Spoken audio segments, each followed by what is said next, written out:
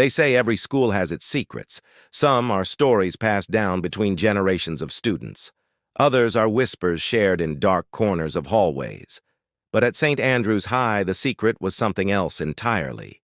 It was not a rumor, not a ghost story, not even an old legend. It was an experience, a memory, a classroom that dozens of students swore existed, yet one that left behind no evidence at all. No records, no photographs, no staff who remembered. They called it Room 6B, the classroom that never existed. The story began, like most mysteries, with something small. In the spring term, a group of seniors sat together in the library, reminiscing about their earlier years. They laughed about eccentric teachers, shared memories of school trips, and teased each other about forgotten homework. Then, one of them casually mentioned a classroom. "Do you remember 6B? The room with the tall windows?" At once, the others nodded. They remembered. They remembered the sunlight spilling across the desks in late afternoon.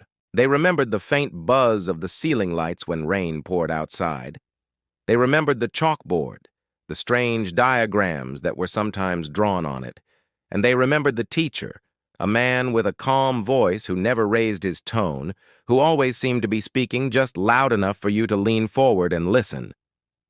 But then the conversation grew strange.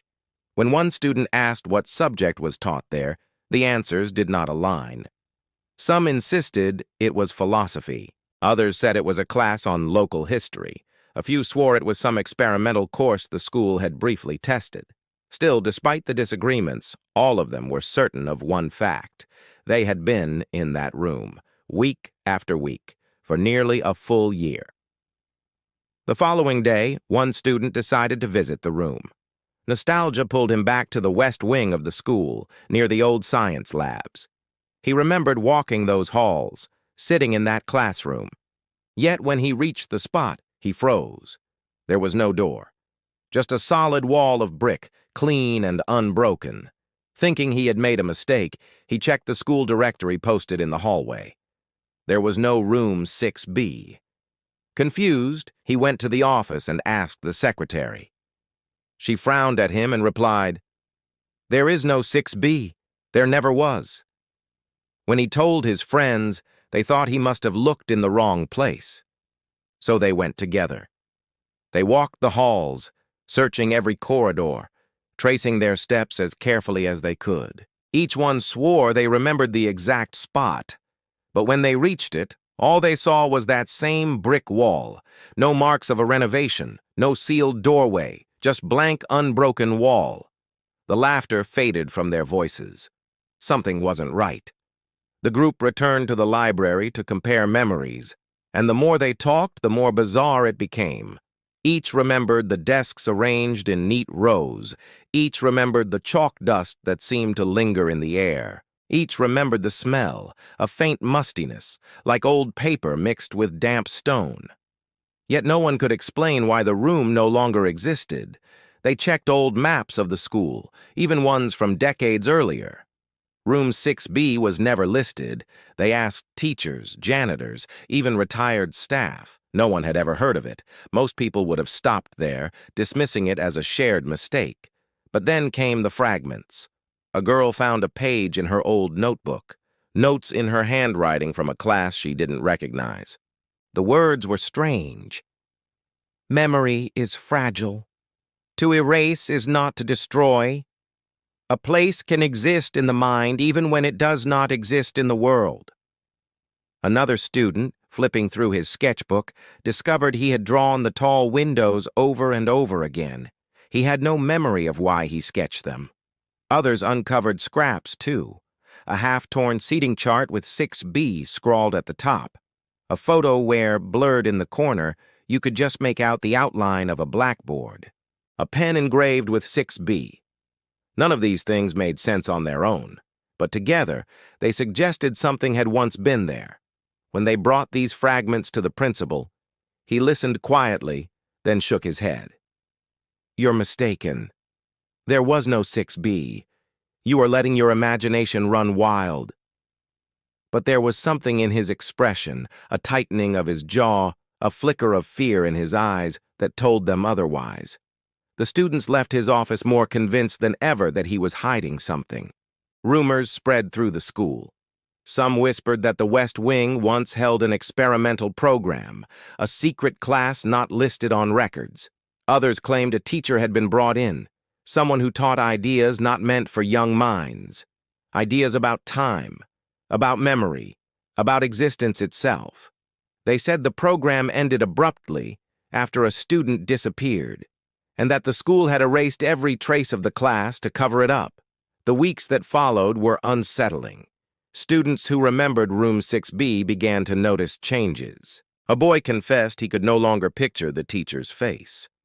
A girl said she dreamed of the room every night, but in the dreams it was empty, the windows broken, the blackboard covered in unreadable words. Others said they felt pulled back toward the West Wing, as if the classroom still lingered just beyond the walls. Some stopped talking about it altogether. They claimed they no longer remembered at all, as if the memory itself was fading. But a small group refused to let go. They formed a secret circle, meeting in quiet corners, piecing together everything they had. They mapped out what they remembered. They compared notes. They clung to each fragment, determined to rebuild the truth. And then one evening, they gathered in the West Wing. The halls were silent. The air felt colder than usual. They stood before the brick wall, pressing their hands against it. For the briefest instant, they swore they felt the outline of a door, a faint chill of air slipping through a crack. But when they blinked, it was gone. Just solid wall.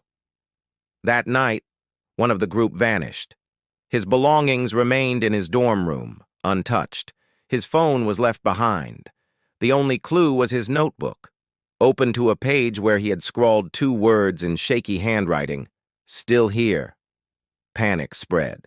Some students abandoned the search, terrified they would be next. Others grew obsessed. They began sneaking into the West Wing at night, waiting in silence, hoping the door would appear again. Some claimed they heard voices, a faint echo like the murmur of a lecture just beyond the wall. Others said they smelled chalk dust in the air, though no chalkboards were nearby. The principal tightened control. He forbade students from entering the West Wing.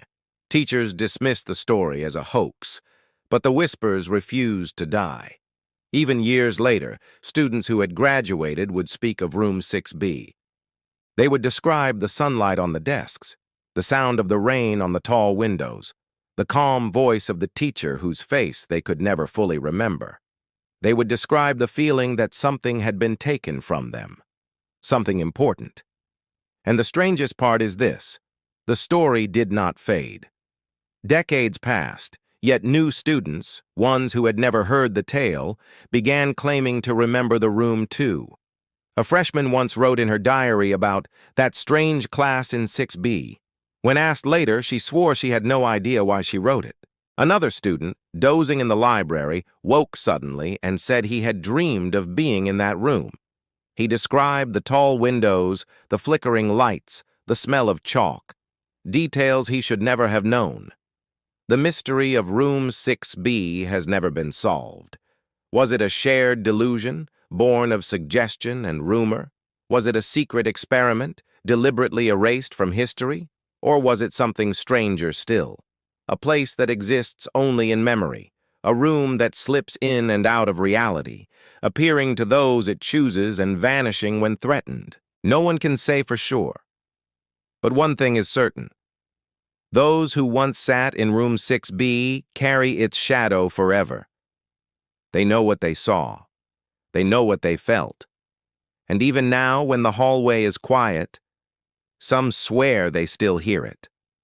The faint echo of a teacher's voice, muffled and distant, speaking from behind a wall that should not have a door.